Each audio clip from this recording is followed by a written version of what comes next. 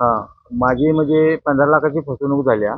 कारण मला माझा हॉटेल व्यवसाय आहे कोल्हापूर वडिंगे फाट्यावरती आणि माझ्या हॉटेलला एक बाहेरचा व्यक्ती म्हणजे असे बरेच कस्टमर्स येतात आणि तिथं एक मला अनोळखी व्यक्तीचा कॉल आला, की असंच माझे दाजी आणि माझी बहीण जी आहे, ती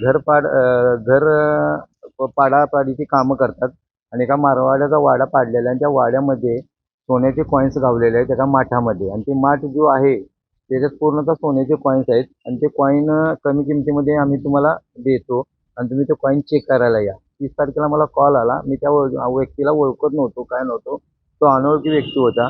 त्यानंतर सुद्धा मला त्याच्यावर मी विश्वास ठेवला आणि लालचीपोटी मी ते कॉइन बघण्यासाठी आलो. कारण मला कमी किमतीत कॉइन मिळणार होते म्हणून मी लालच मला लागली आणि त्या लालचीपोटी मी त्यांना कॉइन बघायला आलो. ज्यावेळी मी कॉइन बघायला आलो प्रत्यक्षात त्यावेळी कॉइन मी बघितले पूर्णतः.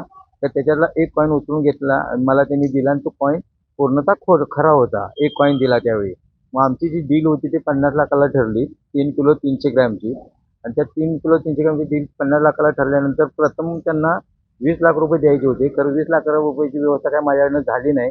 मग मी त्यांना सांगितलं 15 लाख रुपये माझ्याकडे व्यवस्था झालेली आहे शनिवारी आणि त्याच्यानंतर मंगळवारी तुम्हाला 6 लाख रुपये देतो आणि बाकीचे जे उर्वरित पैसे आहेत ते 1 महिन्यानंतर देतो.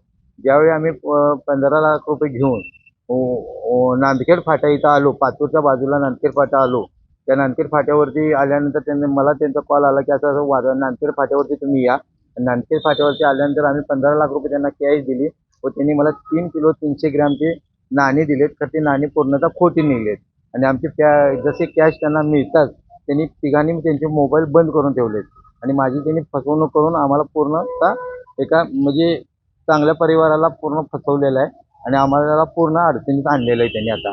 तरी मी पाचूर पोलीस स्टेशनला कंप्लेंट करण्यासाठी काल सकाळी 11 वाजता बसलो होतो. तर तिथं बसल्यानंतर मी 6 वाजेपर्यंत बसलो. तर माझी काही दखल घेतली नाही. रामकृष्ण जाधव साहेब म्हणून पी-आय आहेत. त्यांना मी रिक्वेस्ट केली, विनंती केली, हातापाया पडलो. तरीसुद्धा त्यांनी काही माझी रिक्वेस्ट घेतली नाही. त्यानंतर त्यांनी माझा फक्त अर्ज दाखल करून घेतला आणि अर्जावरती माझं काहीच होणार नाही म्हणून मी आज एस-पी ऑफिसला हा गुन्हा दाखल करण्यासाठी आलोय.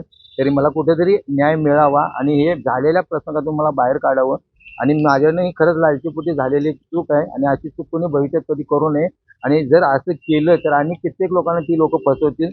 तर त्यांना काहीतरी शासनानं पकडून त्यांना सजा द्यावी आणि माझी रिकव्हरी करून माझे पैसे मला परत करावे आणि जेणेकरून बाकीच्यांची तर पुढं भविष्यात फसवणूक होणार नाही.